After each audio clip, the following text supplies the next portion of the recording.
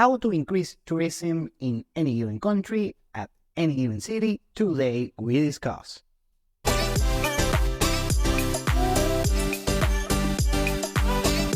Welcome to Venezuela Insider, the only place in Venezuela for expats, digital nomads, entrepreneurs, investors, travelers, and related internationals. For more information, venezuelainsider.com.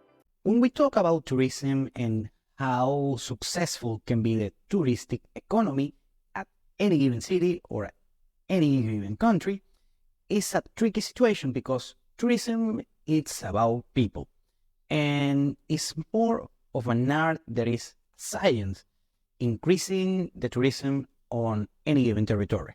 Now, the good thing about tourism is that despite the fact that tourism is a low ROI activity, it's not that much added value compared to oil and gas, IT, or manufacturing. Tourism leads to other good things. On the economy, we're talking about foreign investing, private international companies, and so on and so on. And also creates a good aura, creates soft power for any given territory to the rest of the world. So the upside of increasing tourism on your country or your city, the upside can be out of proportion.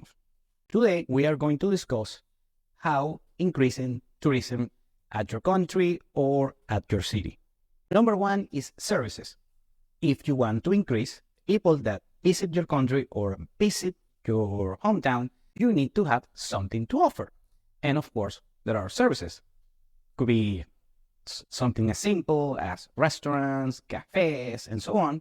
But you have to offer activities. What makes your particular service special for internationals, for foreigners, or people that live just on the next town?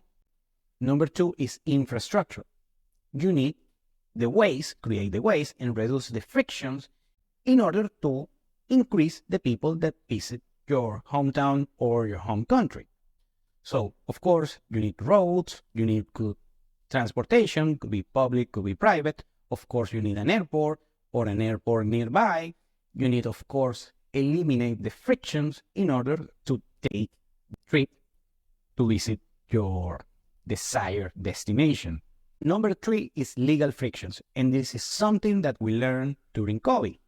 Of course, you want people to visit your country, of course, you need some requirements. However, cannot be draconian requirements, like all the PCR tests and so on, and the vaccine. Well, I'm not going to get into the COVID stuff, but you catch the drift, you know what's going on, and that make more difficult to visit your country. People they are going to choose another destination.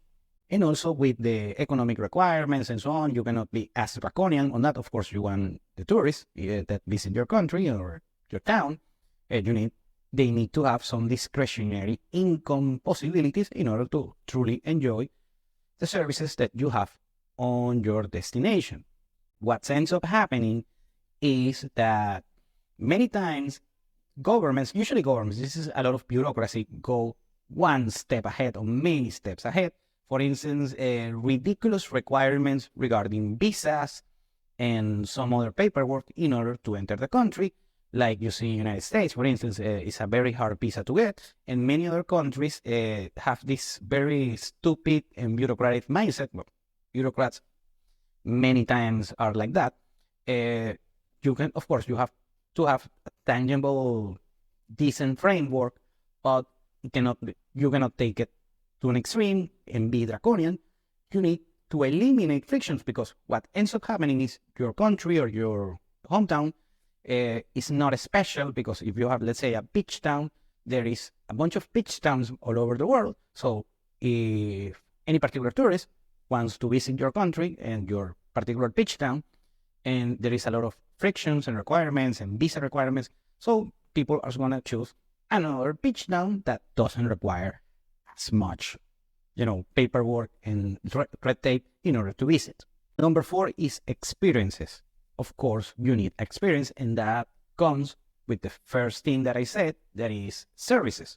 You need to offer services, but right now, you need to reach certain threshold in order to not only offer a typical service, you want an experience, a very unique experience that you cannot get on most places all over the world. Maybe your destination and just a handful of destinations have this particular experience.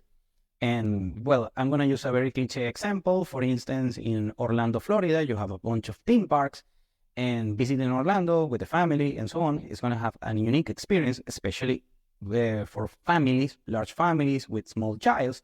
They're going to enjoy their trip like no place all over the world. If you work on increasing the services on your given destination with the investment required, you're going to improve. So you're going to pass from just a service to an experience. And that gap, it has to be closed in order to offer something unique, something that your particular nation or your particular destination or your particular hometown has, in order to truly create an experience in your touristic destination. Number 5 is social proof, and that goes with experience. First, you have the service, a good service. After that, you create an experience. So you have to fill that gap. But the last frontier is the social proof, and that goes just below experience. When you create a unique experience that everyone is talking about and the word is on the street worldwide, creating social proof is the next level key in order to increase tourism on your home country, on your hometown, on the desired destination. So, for instance, you see many people who go to places like Tulum in Mexico, or Mykonos in Greece, or Dubai, or even Singapore, or Marbella in Spain, and I can mention a lot of places. They have a unique social proof. So when you create that social proof, that is when you take your touristic destination to the next level. And number 6 is long-term tourist. You can do everything that I mentioned previously. Great services, great infrastructure, great experiences, great social proof. However, the key ingredient in order to have a long-lasting, successful touristic business is long-term tourists. People who want to stay long-term, not just on a holiday. They want to stay several months, a couple of years, even living and having a family on your desired location. That is something that just a handful of tourist destinations worldwide manage to achieve. And you can do everything else right, but if you don't manufacture the desire, the true, genuinely burning desire of people to want to live on your destination long term, your project, your touristic project, is doomed to fail. Here's why. The most successful places have people who crave to live over there. For instance, Miami. Many people visit Miami and then want to live in Miami, Florida. Also, in Mexico, you see a lot of Western tourists that go to, let's say, Playa del Carmen or Puerto Vallarta or places like that on that order, that they are so beautiful, that are so different from the place where they come. Let's say a place with the 4 seasons, they have terrible beaches, only have summer 3 months in a year, and they want to live like that long term. And you need to create all of the structure in order to receive long-term tourists or even long-time residents. And that is the key element that makes or breaks any macro touristic project. Many touristic destinations worldwide have failed because they don't achieve this particular endeavor. In order to achieve that, you need, of course, everything that I mentioned previously, but also you need the legal and economic mechanisms in order to generate that desire of long term. For instance, if you make it impossible legally for someone to stay in a country, they are not going to do it and they're going to pick someplace else. So they're going to move on. Remember, this world is beautiful, it's amazing, and we have a lot of touristic destinations worldwide. However, the locations that they don't manage to attract long-term tourists, residents, even future citizens, those are the destinations that are doomed to fail.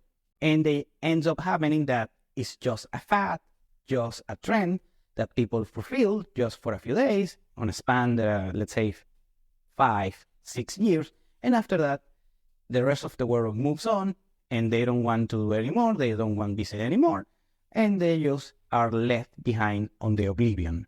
If you want to have a successful touristic destination, you need all of the things mentioned prior to this video. So you're going to need good services, good infrastructure, good legal framework, good experiences, good social proof, and the framework in order to retain long-term visitors. Thank you for watching Venezuela Insider. Please like, share, and subscribe. Follow us on social media. If you want to work with us, VenezuelaInsider.com. Thanks again, and have a nice day.